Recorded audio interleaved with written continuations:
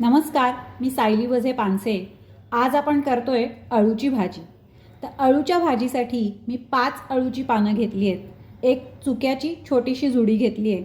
मुळ्याच्या चकत्या आणि अळूची जी देठी असते ते सगळं सुद्धा स्वच्छ धुवून बारीक चिरून आपण कुकरच्या भांड्यामध्ये ठेवून त्याला 3 ते 4 शिट्ट्या देणार आहे. आणि त्याचबरोबर त्यात घालण्यासाठी मी हे चण्याची डाळ आणि दाणे असं 2-3 तास भिजवून घेतलं आहे आणि तेही वेगळ्या भांड्यात ठेवून आपण उकडणार आहे कुकरमध्येच. हे मुद्दाम वेगळं शिजवते आहे कारण जेव्हा भाजी शिजेल तेव्हा ती आपल्याला हाटून घ्यायची आणि जर डाळ दाणे घातले असतील तर ते व्यवस्थित हाटता येत नाही. अळूच्या भाजीसाठी लागणारं साहित्य दाखवते. आपल्याला घ्यायचा आहे गोडा मसाला, तिखट, मेथ्या, कढीपत्ता, 8 ते 10 काजूच्या पाकळ्या, हिरव्या मिरच्यांचे तुकडे, सुक्या खोबऱ्याचे पातळ काप, तेही साधारण 8 ते 10 घेतलेत, चिंचेचा कोळ, गूळ, मीठ, एक मोठा चमचा बेसन व्यवस्थित पाण्यात कालवून घेतलंय म्हणजे गुठळ्या राहत नाही. आणि याशिवाय आपल्याला लागणारे फोडणीचं साहित्य म्हणजे मोहरी, हिंग, हळद आणि अर्थातच तेल.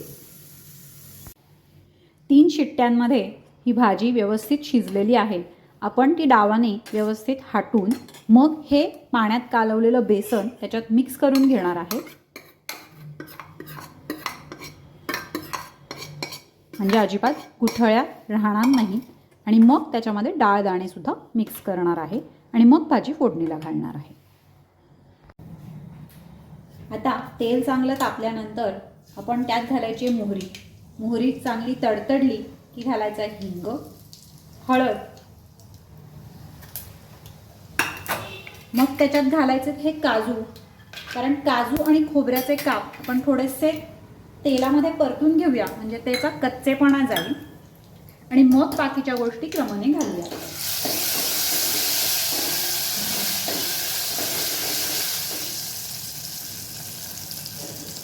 ते जरा 2 मिनिटं परतले की मग आपण त्याच्यात कढीपत्ता, मिरच्या आणि मेथ्या घालणार आहोत. काजू आणि खोबऱ्याचे काप 2 मिनिटं परतून झाल्यावर आपण त्यात घालतोय मेथ्या, मग घालतोय हा कढीपत्ता आणि मग हिरव्या मिरच्यांचे तुकडे आणि मग परत एकदा परतून घेणार.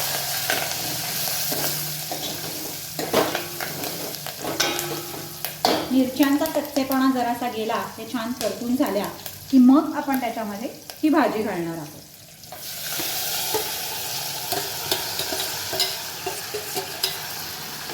आणि पुन्हा एकदा मिक्स करणार आहोत.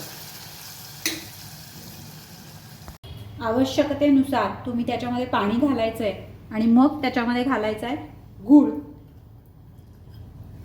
आणि चिंच,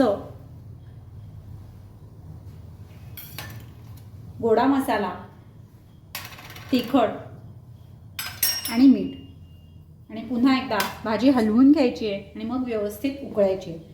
खरं तर अळूच्या भाजीमध्ये आंबट, गोड, तिखट, मसाल्याची अशा सगळ्या चवी लागायला हव्यात तरच भाजी छान लागते.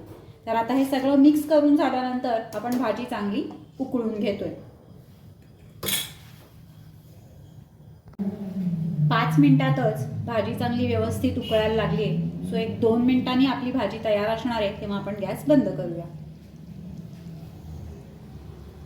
5 ते 7 मिनिटातच आपली ही अळूची भाजी तयार.